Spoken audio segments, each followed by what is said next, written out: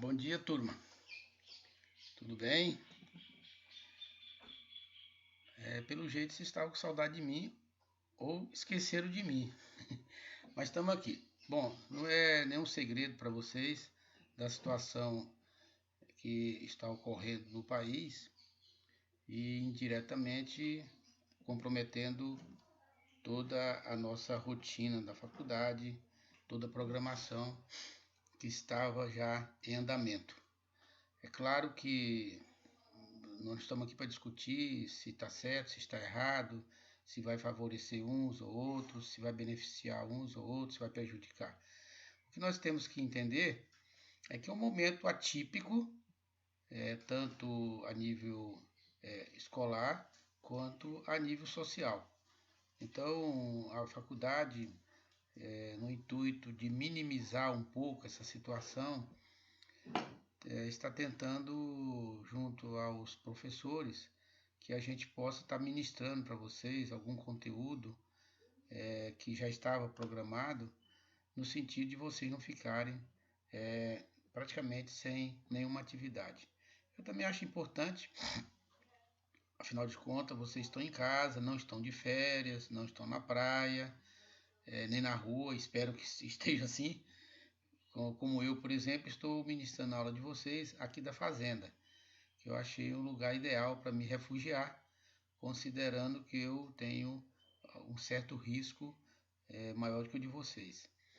Portanto, na semana passada eu deveria ter ministrado para vocês a aula de síndrome do intestino irritável. Passei o texto, um capítulo do livro, para que vocês se inteirassem, dessem uma lida. Espero que tenham lido, né? Para a gente poder discutir alguma coisa sobre síndrome do intestino irritável. Vou falar aqui um pouco sobre a teoria do intestino irritável e depois eu devo passar para vocês um caso clínico, alguma tarefa para que nós possamos sedimentar e melhorar o conhecimento sobre a síndrome do intestino irritável. Na aula anterior eu falei com vocês muito sobre o critério de Roma 4. Expliquei como os critérios de Roma surgiram, qual que é a importância dos critérios de Roma na classificação das doenças, no auxílio ao diagnóstico das síndromes funcionais. Falei sobre a síndrome funcional dispéptica, né, principalmente as dispepsias funcionais, muito frequentes. E hoje eu quero que vocês atentem para a síndrome do intestino irritável. A síndrome do intestino irritável, como nós vamos ver aqui na epidemiologia, é talvez a mais frequente das síndromes gastrointestinais. Ela podemos dizer que ela está presente em todo o mundo. A incidência, tem alguns estudos feitos nos Estados Unidos, na Europa e também aqui no Brasil, alguns levantamentos populacionais indicam que a incidência dessa doença é em torno de 15% da população mundial. Falando da China, agora recentemente, eu estava vendo num congresso uma médica chinesa relatando da estranheza deles devido ao grande número de pessoas que apresentam esses sintomas. E lá, na época, a gente, segundo os trabalhos feitos pelos chineses, mostrava que a mudança de comportamento daquela população, que grande parte era rural, depois passou a ser uma população urbana, isso levou a uma maior incidência de fatores psicossociais a essa população, fazendo com que aumentasse a incidência de sintomas gastrointestinais, como nós vamos ver aqui, em especial a dor abdominal e mudança dos hábitos intestinais.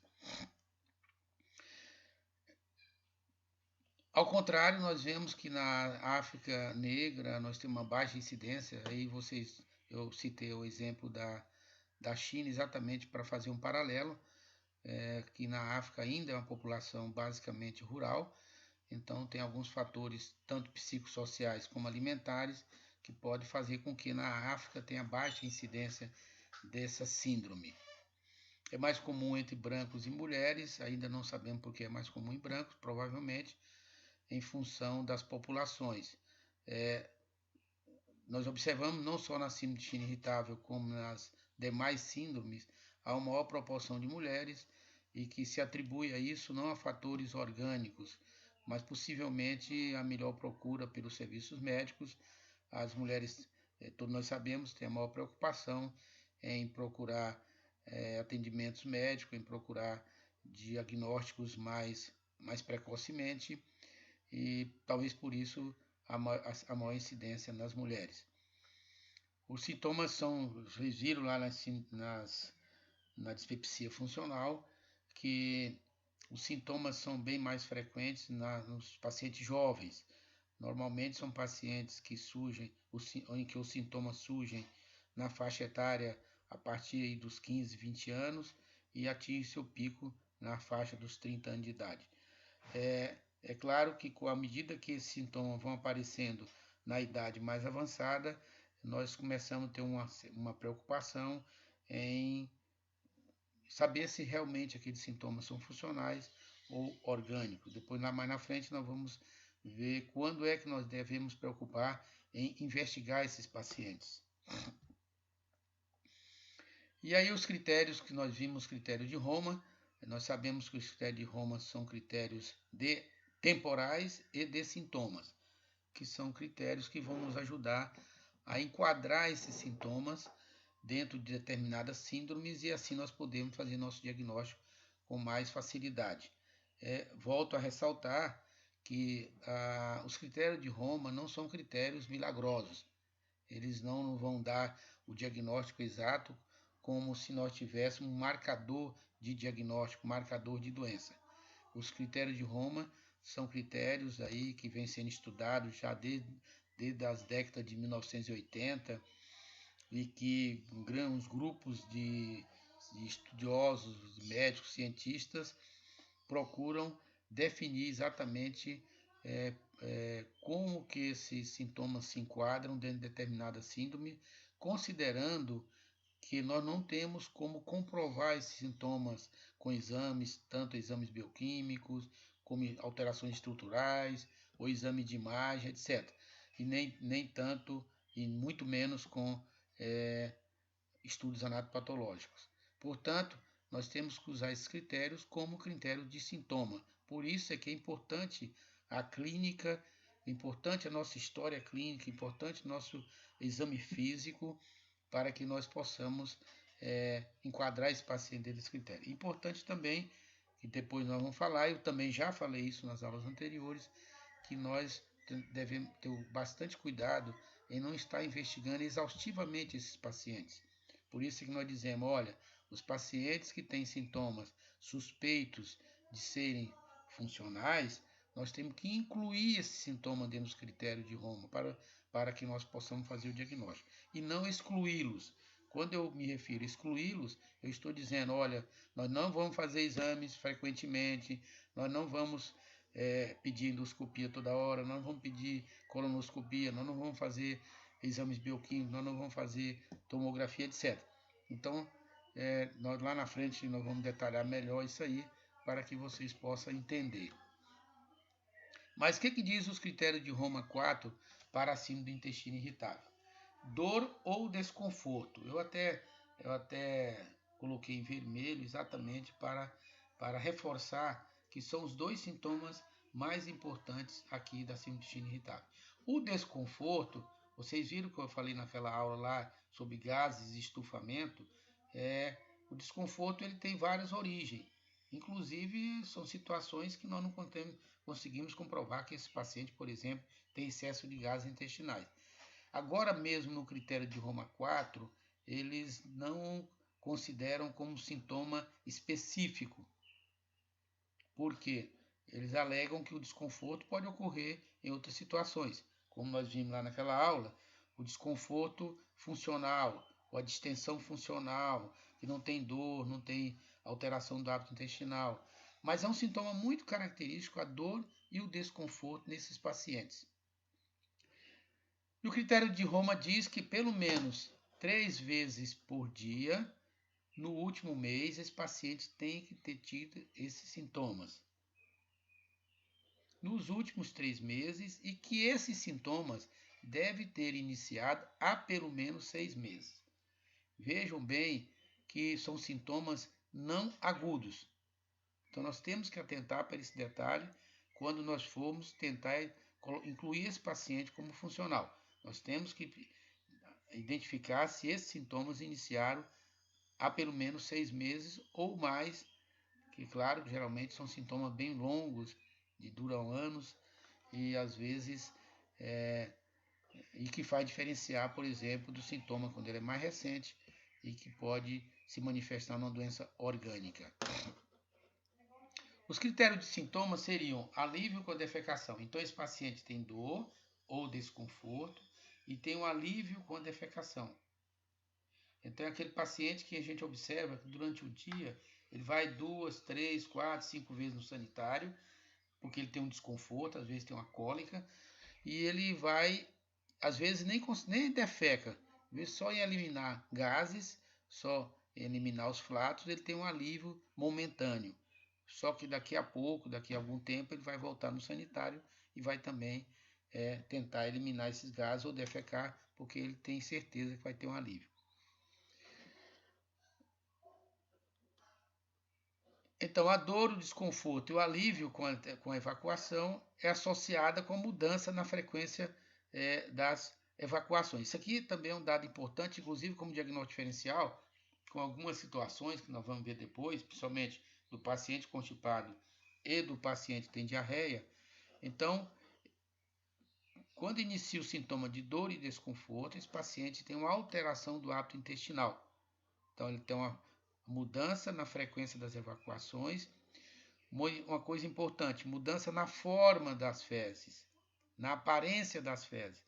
Vocês se lembram lá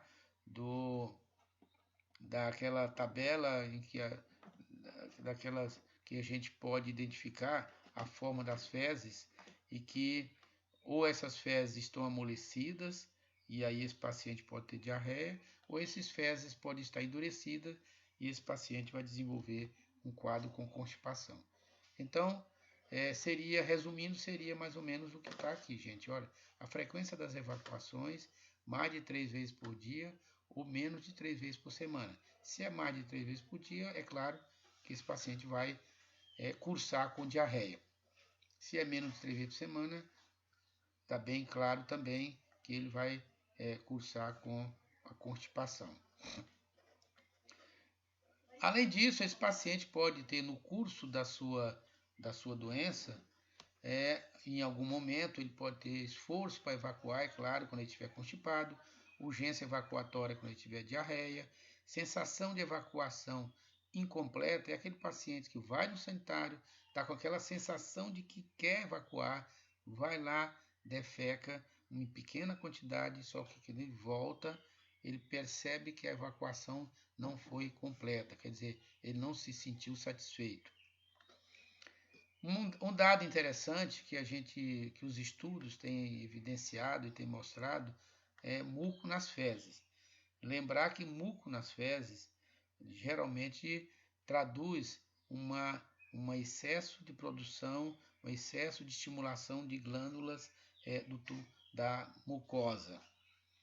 Então, esses pacientes, que é muito comum, por exemplo, na doença inflamatória intestinal, tipo na retocolite, aqui também a gente observa, aquele paciente que tem as fezes como se tivesse um catarro ali, mais esbranquiçado que cobre as fezes. Então é importante que tudo isso aqui, gente, é importante que vocês, quando forem orientar esses pacientes, pedir que esse paciente olhe as fezes, olhe o aspecto das fezes no vaso sanitário, para ver se houve realmente a mudança na aparência das fezes, tem a presença de muco, etc.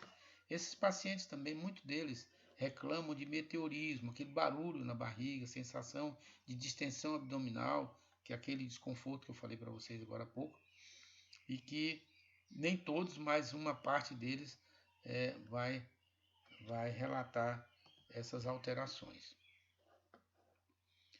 A síndrome de intestino irritável, ela se apresenta de 3 formas.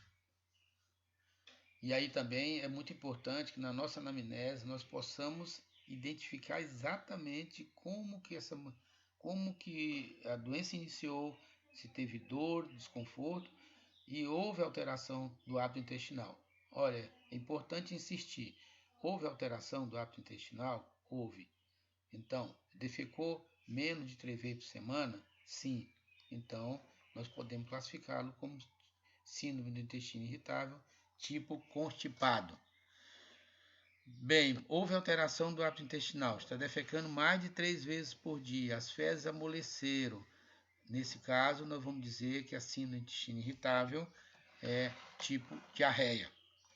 E aí tem algumas situações em que o paciente alterna o hábito intestinal. Então ele tem dor e tem um desconforto, e tem um período em que ele tem diarreia, e em outro período ele tem constipação. Esse é o tipo misto, que é relativamente frequente e que é importante nós estarmos identificando.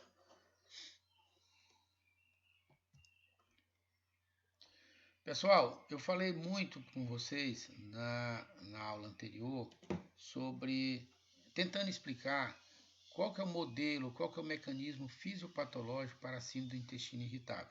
Até hoje, é claro que nós não sabemos exatamente como é que se desenvolve ou por que se desenvolvem esses sintomas e por que o paciente tem dor, por que o paciente tem desconforto, por que há uma alteração do hábito intestinal se esse paciente não tem nenhuma doença explícita, uma doença que eu possa confirmar. Você lembra que eu falei alguma coisa um slide que eu coloquei lá, onde tem um quadro que mostrava, olha, os pacientes podem ter alteração dos fatores psicossociais, pode ter alteração da função gastrointestinal. E aí, se a gente atentar para aquele slide, nós vamos tentar explicar qual que é o mecanismo, ou por que esses pacientes desenvolvem esse tipo de alterações. Por exemplo, lá eu falei, olha, o paciente ao nascer, ele traz a genética que pode ter alguma alteração genética, e já foi identificado nesses pacientes, por exemplo, alteração genética de algumas citocinas pró-inflamatórias, como as interleucina 10, por exemplo, em que esses pacientes, melhor dizendo, anti-inflamatórios, esses pacientes, ao nascerem, têm baixa quantidade de citocina, ou então esses pacientes podem ter no seu nascimento alterações genéticas relacionadas à serotonina, e nós sabemos que a serotonina é um importante neuromodulador da função gastrointestinal, porque ela é responsável pela motilidade, pelo controle da sensibilidade, pelo controle da vascularização, etc., pelo controle da secreção. E essa alteração genética pode ser que leve esses pacientes a terem sintomas e alterações, como nós estamos vendo aqui no intestino irritável. Um modelo fisiopatológico, então, seria, voltando àquela explicação que eu estava falando agora há pouco, então esse paciente nasce com fator genético e esse paciente vai para o ambiente. Então, essa interação do fator genético com o ambiente faz com que pode haver modificação dos fatores psicossociais desses pacientes. Por exemplo, esse paciente pode ter uma carga maior de estresse, esses pacientes podem não ter apoio social, esses pacientes podem ter podem não ter o que nós chamamos de manejo. Isso é muito importante. O que é manejo? Na medicina, nós consideramos manejo a capacidade que a pessoa tem de lidar com determinadas situações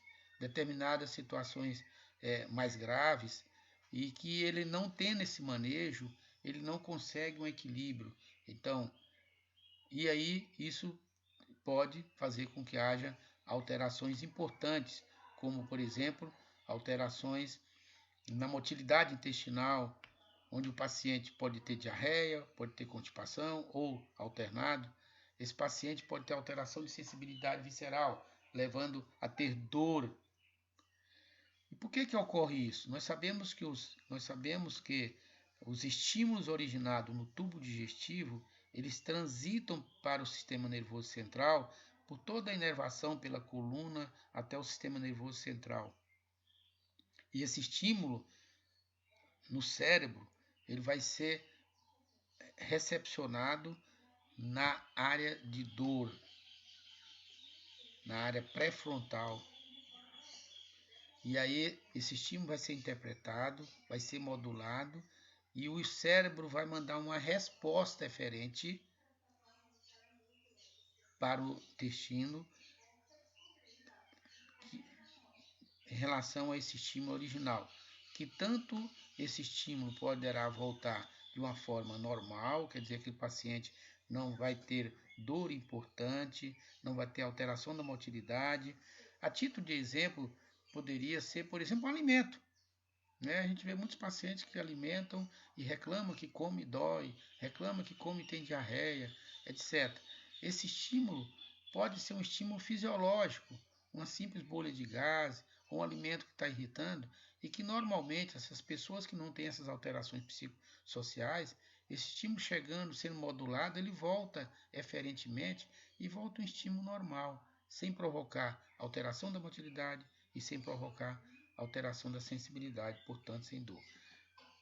No entanto, as pessoas que têm alterações dos fatores psicossociais em que esse estímulo chega no cérebro, ele é ampliado.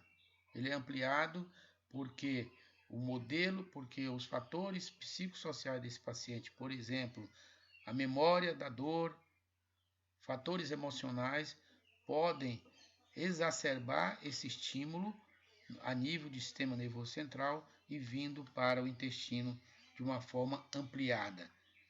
E aí é claro que esses pacientes vão ter sintomas mais exacerbados. Então a fisiopatologia do intestino irritável nós temos aqui a hipersensibilidade visceral, agora há pouco eu falei para vocês, alteração da motilidade, empachamento intestinal, papel da inflamação do intestino irritável, papel dos eventos psicossociais. Nós sabemos que pelo menos 30% dos pacientes que tiveram quadros de diarreia na infância e que foram usados antibióticos ou outros tipos de tratamento, 30% desses pacientes vão desenvolver intestino irritável na fase adulta. O papel dos eventos psicossociais, agora eu acabei de falar, são eventos sociais dos pacientes que têm um nível de estresse mais exacerbado, o paciente que não tem um apoio social, aqueles pacientes que não têm o manejo para lidar com situações de dificuldades ou alguns problemas mais sérios, esses pacientes, é claro, que estão que vão desenvolver esses sintomas mais facilmente. Alteração da motilidade intestinal, a hiperreatividade motora intestinal. Nós não sabemos muito bem explicar por que tem alguns pacientes que têm uma reatividade motora, quer dizer, ele tem uma maior contração da musculatura lisa da parede intestinal.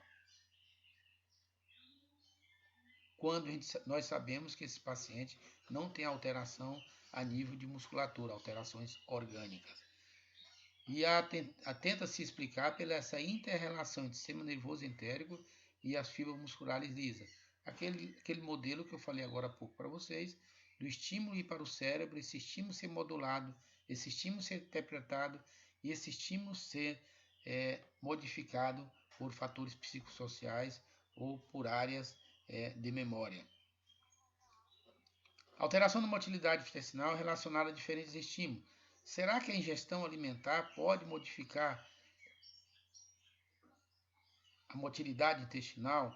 Existem vários estudos tentando identificar se tem ou não alguma alteração. Por exemplo, a ingestão de alimentos gordurosos, nós sabemos que a ingestão de alimentos gordurosos a nível de duodeno, ele estimula as colecistocininas, que são neurotransmissores importantes na contração da vesícula, importantes na contração do tubo digestivo.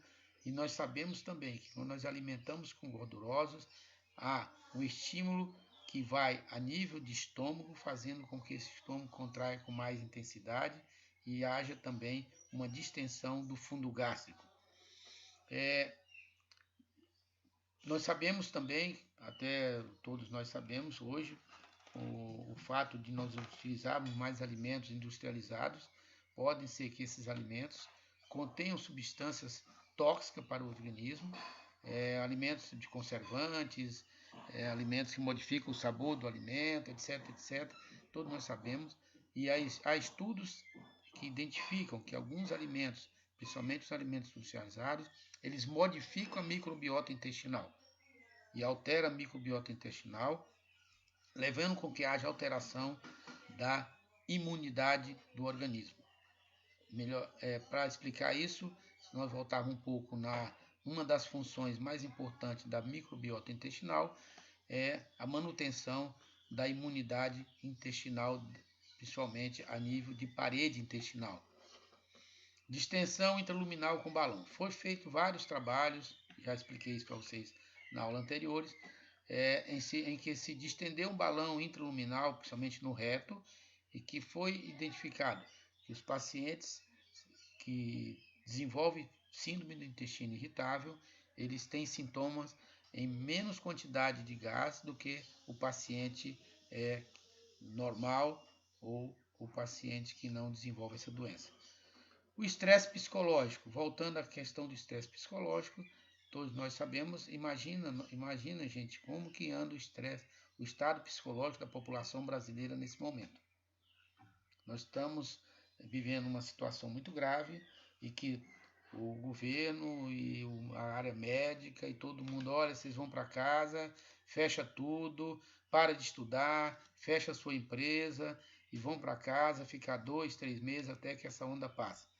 Imagina o estresse psicológico que isso leva às pessoas, porque elas estão pensando, olha, eu vou parar de estudar, eu vou perder meu semestre, eu vou fechar minha empresa, eu não vou ganhar dinheiro, eu vou ter que vender meus bens para pagar as contas, eu vou perder meu emprego, e aí gera toda essa celeuma. Claro que isso leva a um estresse psicológico intenso. Imagina quantos intestinos irritáveis não estão desenvolvendo hoje no Brasil. Ainda ontem eu estava pensando nisso, aqui cá com meus botões, falei, gente, quantas alterações funcionais não devem estar acontecendo no Brasil, em razão de toda essa situação que nós estamos vivendo. É por isso que eu estou aqui na roça, gente. Aqui é anti-estresse. Bem, então assim, o estresse psicológico, nós sabemos que o estresse, de uma certa maneira, ele é benéfico para o organismo. Ele funciona como um sinal de alarme. Porém, quando nós temos um estresse excessivo, isso leva realmente a alterações funcionais do tubo digestivo.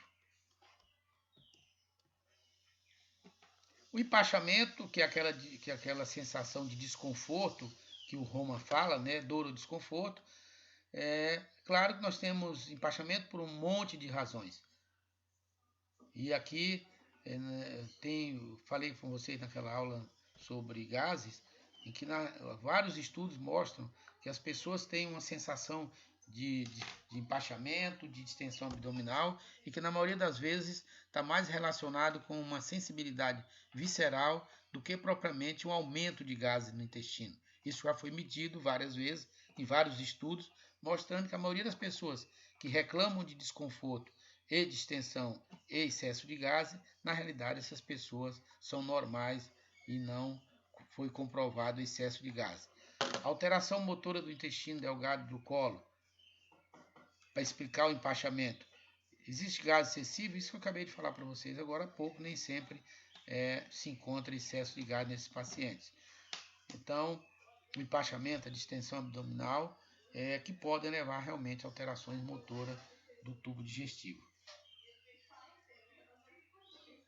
Estudos mostram que pacientes com intestino irritável em condições basais não produzem mais gases do que os indivíduos normais. É isso que eu acabei de falar para vocês. Bom, gente, eu acho até que muitos de vocês estão desenvolvendo intestino irritável, dispepsia, porque está preso dentro de casa, não pode ir para a praia, não pode ir para o barzinho, beber cerveja, contar piada, e vocês não estão mais frequentando as aulas, pensaram que ia ficar livre do Zoroastro, não ficaram, ele está aqui falando com vocês. E assim, nós vamos tocando, né? Vamos tentar minimizar os seus problemas. O papel dos eventos psicossociais, eventos precoces na vida associados, nós falamos também muito sobre isso, olha, eventos precoces na vida, né? É importante a predisposição genética, criam condições para a vivência do sintoma e comportamento do paciente. Nós, gente, nós observamos que não há uma comprovação genética de que esses pacientes vão desenvolver intestino irritável. Porém, nós vemos que no grupo familiar existe uma predominância desse sintoma quando pais e mães ou familiares desenvolvem o mesmo sintoma. Os fatores relevantes, é importante nós atentarmos para os fatores relevantes e nós temos que levantar isso na nossa anamnese. É muito importante que quando nós formos avaliar esses pacientes, nós temos que levantar os fatores. Estresse, situação psicológica, olha, como é que foi sua vida, como é que é a sua vida desde quando você nasceu, como é que você foi criada, como que era o ambiente familiar, né? A sua capacidade de administrar dificuldades, o seu manejo, como é que é seu manejo? A gente vê que isso não é tão simples assim, né? Como é que você explica, por exemplo, uma pessoa está no trânsito, bateu na traseira de um outro, nem amassou tanto o carro, mas um deles levanta ou sai do carro, já com a arma na mão e briga e tal. Então isso é bem nítido, é bem claro que determinadas pessoas realmente não têm o manejo, não têm a capacidade de lidar com dificuldades, às vezes até dificuldades bem pequenas, né? Por exemplo, as perdas de qualquer natureza. Olha, eu perdi um ente querido quando era bem novo, uma mãe, um pai, uma avó, etc. Isso pode... A maioria das pessoas não vão ter problema, vão lembrar com saudade e tudo, mas não vão ter problema psicológico por causa disso. Outras não, outras a perda pode ser um gatilho para desenvolver esses sintomas importantes. Abuso físico sexual, gente, tem vários estudos mostrando, também já falei para vocês sobre isso, tem vários estudos mostrando que, principalmente as mulheres que foram abusadas física e sexualmente, elas, pelo menos 30% desenvolveram intestino irritável. Os critérios diagnósticos, não vamos fazer o diagnóstico baseado nos critérios de Roma, nós vimos agora há pouco, olha, tem dor e desconforto e houve alteração na aparência e na frequência das fezes? Sim. Então, esse é o nosso diagnóstico. O diagnóstico clínico, nós temos que levantar a situação clínica desse paciente, tentar enquadrar nos critérios de Roma. E importante, nós vamos ter que fazer o diagnóstico diferencial. Será que esse paciente tem dor e diarreia, é intestino irritável? Não existe outras circunstâncias em que esse paciente possa ter dor e desconforto e diarreia de uma doença orgânica? E aí eu também levo para o lado contrário. Será que esse paciente tem uma constipação, tem uma dor importante? Esse paciente não pode estar desenvolvendo, por exemplo, um tumor de colo, por exemplo? Então, eu pergunto, quando não investigar esses pacientes? Quando não investigar? Olha, critério de Roma 4 são positivos? Então, volto a falar isso agora, como eu falei na aula anterior, e vou repetir na próxima aula, para que vocês memorizem, valorizem os critérios de Roma. Isso vai servir muito para vocês, tanto agora durante o curso, quanto quando vocês estiverem clinicando. Eu consigo enquadrar esse paciente no critério de Roma? Não é muito difícil fazer isso. Quais são os sintomas que esse paciente está sentindo? Ele está sentindo dor abdominal, principalmente periumbilical ou hipogástrica? É dor tipo incólica? Esse paciente tem um desconforto que incomoda, não desconforto no abdômen superior. O desconforto no abdômen superior, vocês viram lá que é a dispepsia funcional. O desconforto no abdômen inferior, no abdômen médio, juntamente com a dor. Esse paciente teve alteração ou está tendo alteração do hábito intestinal, então ele está tendo diarreia, está tendo constipação. Ok, então são sintomas positivos. Esses sintomas iniciaram há mais de 6 meses, ou pelo menos há 6 meses. Esse paciente sente esses sintomas pelo menos uma vez por mês. Ótimo, então vocês vejam que não é tão difícil a gente levantar esses dados na anamnese e lembrar que tem o Roma. Nós temos que lembrar e tentar jogar dentro do Roma. É aquele sintoma que eu falei para vocês, que são sintomas que nós vamos incluir no ROMA. Nós não vamos excluir, porque se eu usar o termo excluir, se eu usar a técnica de excluir, eu vou ter que fazer exame desse paciente exaustivamente e dizer para ele, olha, todos os exames são normais, você não tem nada, você talvez tenha uma doença funcional.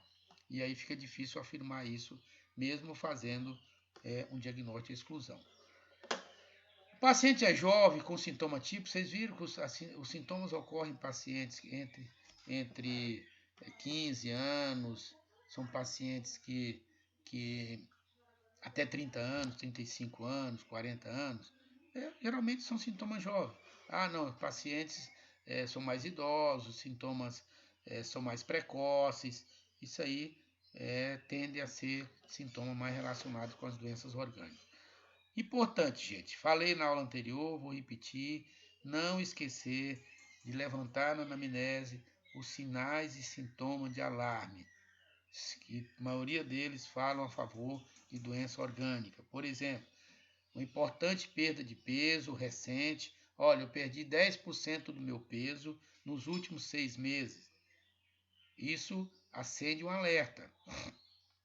Houve uma mudança de hábito intestinal, mas é uma mudança de hábito intestinal recente.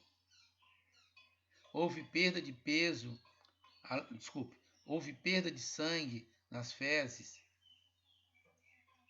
Nem sempre significa tumor, mas é um sinal de alarme que nos remete a fazer um exame físico bem feito, um exame proctológico, etc.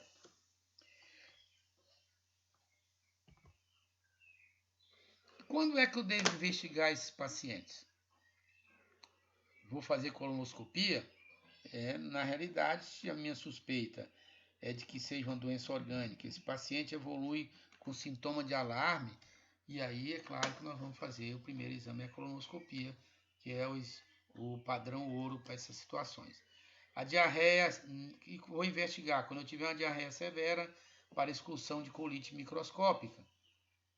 A colite microscópica ela tem que ser feita com exclusão através de anátomo patológico. Por exemplo, eu fiz uma colonoscopia no paciente que tem uma diarreia que está insistente, persistente e já tem longo tempo, acompanhado de dor, então eu tenho que fazer uma colonoscopia. Está normal a colonoscopia, então eu tenho que biopsiar o ilho distal e o colo e o reto,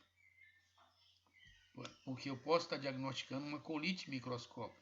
A colite microscópica são alterações celulares a nível celular também, e que o anátomo patológico pode me indicar. Lembrar que esses pacientes que têm diarreia e colonoscopia normal, pelo menos 20% tem colite microscópica. Aí o tratamento é bem nítido, é bem claro.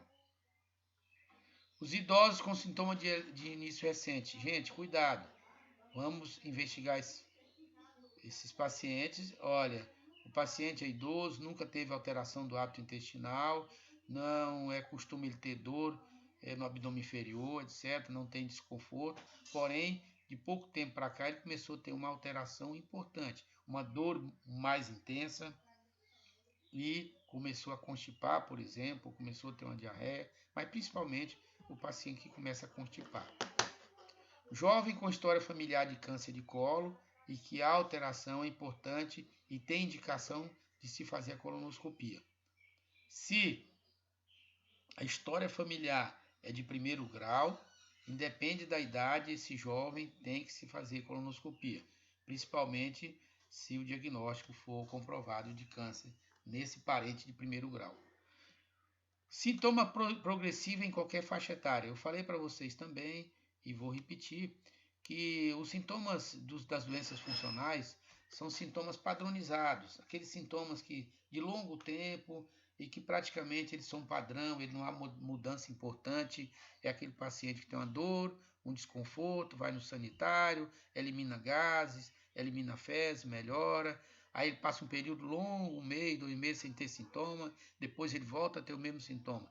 Então são pacientes que eles mesmos se automedicam, na maioria das vezes não procuram médico, ou quando procura é um clínico que faz uma pequena investigação, como os exames vão dar normal, normais ele não vai preocupar. Então são sintomas que a gente costuma chamar sintomas padronizados. Porém, esses pacientes que têm sintomas padronizados e que de repente começa a ter uma alteração desse sintoma em sua intensidade, em sua frequência, aí nesse caso nós temos que suspeitar e investigar esse paciente. Por exemplo, é um paciente que tem lá 3, 4 anos com mesmos sintomas padronizados, dificilmente toma remédio, não costuma ir no médico, não costuma ir no pronto-socorro, e de repente, dos últimos 6 meses, últimos 3 meses, esse paciente começou a perceber que sua dor piorou muito e que suas fezes estão ficando diferentes, está ficando mais constipado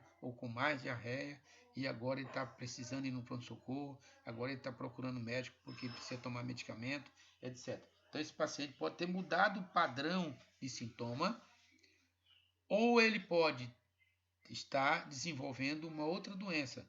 Além da síndrome do intestino irritável, ele pode também estar desenvolvendo uma doença orgânica. Gente, rapidamente o diagnóstico diferencial: doença de Chagas, constipação severa, constipação funcional, não tem dor, na maioria das vezes nem desconforto. O hipotiroidismo, grande parte das pessoas que têm hipotiroidismo, que não tratam, eles podem estar desenvolvendo principalmente constipação. O diabetes tem que lembrar, o diabetes mal controlado pode fazer uma neuropatia, essa neuropatia levar a uma constipação. E o uso de drogas. Nós sabemos que grande parte das drogas, principalmente que tem efeito no sistema nervoso central, elas levam à constipação. Os antidepressivos, principalmente, levam à constipação. Nós temos que levantar isso aqui, até porque os opioides, que são muito usados para dores mais agudas ou dores mais intensas, principalmente no câncer, nos pacientes idosos, hoje, inclusive, no Roma 4, tem uma outra síndrome da constipação por uso de opioides. Entrou agora no Roma 4, porque os opioides realmente levam a quadros de constipação. As doenças infecciosas parasitárias, na diarreia, não devemos esquecer que no Brasil é muito comum. As doenças inflamatórias intestinais, principalmente a retocolite ulcerativa inespecífica, e a doença de Crohn, que aí daria uma diarreia tipo alta. A doença celíaca, que nós sabemos que leva à intolerância ao glúten, que leva a uma atrofia da mucosa intestinal, e a intolerância à lactose, que é muito comum no Brasil, pelo menos 50% da população tem intolerância, que é questão racial, que posteriormente eu vou falar para vocês sobre em uma aula. Tratamento, orientação, cuidado para vocês não apavorar o paciente e pedir para que ele pare de comer. Muito cuidado. O que eu mais vejo lá no consultório são os pacientes que imaginam que a sua dor e o seu desconforto, ou mesmo a sua diarreia, tem a ver com a ingestão de alimentos. Então, muito cuidado de evitar restrição excessiva. Não proíba o paciente, oriente o paciente. Uso de fibra em paciente constipado, evitar excesso se houver piora da dor. Retirar excesso de sorbitol. Lembrar que o sorbitol é um açúcar, ele é um carboidrato mal absorvido e que é muito utilizado hoje nos alimentos e principalmente nos refrigerantes, sucos de caixinha, etc. Respeitar as idiosincrasias alimentares pessoais, que seria o que nós podemos chamar isso aqui, a intolerância própria do paciente. Eu sou intolerante a determinados alimentos, o que isso não tem significado patológico nenhum. Isso nós temos que levantar na história do paciente para poder separar, por exemplo, das intolerâncias aos carboidratos, principalmente aos carboidratos complexos, que vocês já tiveram aula sobre isso. A orientação dietética ainda podemos dizer que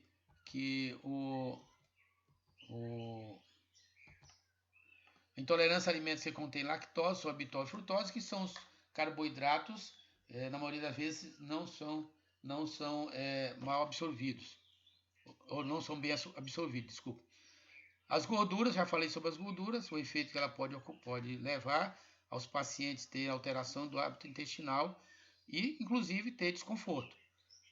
Os alimentos que aumentam a produção de gases intestinais. Atentar, gente, abuso de couve-flor, o feijão, nós sabemos, já falei para vocês lá na aula de gases e estufamento, o repolho, a lentilha, a maçã, etc. Então, existe uma lista enorme de alimentos, a maioria deles que contém carboidratos, e que nós sabemos, esses alimentos não são digeridos pelas enzimas do intestino delgado e chegando ao colo eles são fermentados, produzindo gases e ácido. Também já falei, já conversamos sobre isso. Os exacerbadores, aqueles que aumentam, pioram, por exemplo, piora a diarreia, piora o desconforto. O álcool é um deles. Vocês estão em casa, não estão bebendo, porque vocês não estão de férias, né? A cafeína, o fumo, o chocolate, a menta, etc. A terapia farmacológica podemos utilizar na constipação. Quando eu falar sobre constipação, eu vou detalhar mais sobre isso com vocês, mas rapidamente usar fibras dietéticas, aumentadores do bolo fecal, como o psyllium, o metamucil, a policarbofila cáustica, que é o Muvinor, e depois eu vou detalhar bem na aula para vocês lá, quando eu falar sobre constipação funcional. Os procinéticos, os antispasmódicos analgésicos, a trimebutina, o digedrate e o brometo de etilônio, esses medicamentos são usados mais no paciente que tem dor, que eles têm efeito farmacológico importante, tanto como antispasmódico, como analgésico, e também tem um efeito interessante. Quando ele é usado por um prazo maior, mais longo, por exemplo, ele modula a função intestinal. Então, tanto o paciente com constipação quanto o paciente com diarreia, é importante estar usando esse medicamento, que ele vai modular e vai tentar levar a função intestinal a ser fisiológica. Cuidado com a loperamida, o Imosec, gente, principalmente aqueles pacientes que têm diarreias e que nós não sabemos a causa ainda. Lembrar que o Imosec diminui a motilidade intestinal, e aqueles pacientes que têm principalmente as diarreias agudas, tem que tomar muito cuidado, que você pode estar disseminando bactéria nesse paciente. Nós usamos o Imosec naqueles pacientes que têm uma intensidade muito grande de diarreia, uma frequência muito alta, e que nós precisamos diminuir um pouco essa frequência, no sentido de prevenir uma desidratação nesse paciente. Mas mesmo assim, é um uso muito curto, 2, 3 dias no máximo. O brometo de etilônio também, eu acabei de falar para vocês, que pode ser usado tanto na diarreia quanto na constipação. O etilônio, o pinavério, o trimebutino, o brometo de etilônio, que têm a mesma função farmacológica. Importante nesses pacientes, e aí tem vários estudos mostrando, que o medicamento mesmo mais indicado é os antidepressivos. Embora os antidepressivos possam levar a quadro de constipação, mas ainda é a droga que os estudos têm mostrado que tem melhor resposta, principalmente na dor e no desconforto.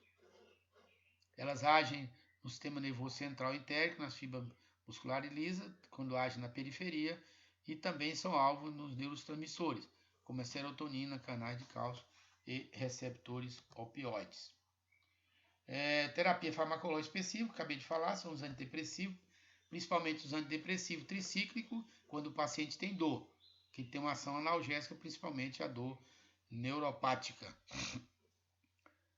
E aqueles pacientes que têm sintomas psiquiátricos, é claro que respondem melhor, porque eles aumentam a sensação de bem-estar global. Eu acho que, gente, que está terminando, eu acho que é o último slide, os receptores da serotonina, aquelas diarreias que têm mais dificuldade ou que estão mais resistentes.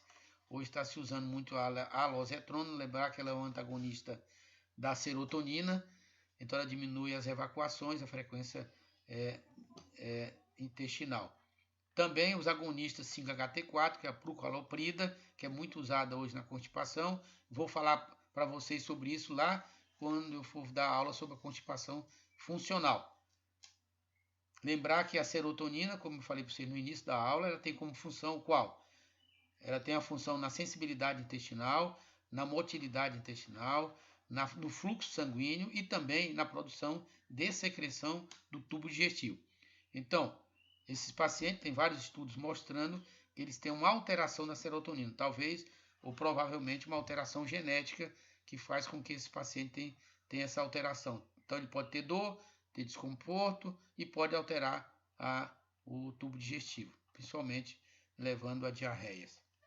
Eu acho que é o último Muito obrigado e vamos estar conversando aí durante esse período em que vocês vão estar em casa.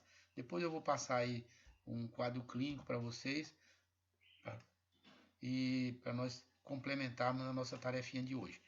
E posteriormente eu vou passar aí nossa segunda aula, que eu ainda não sei bem a data, mas eu vou aí conversando com vocês e interagindo e depois vocês vão saber direitinho.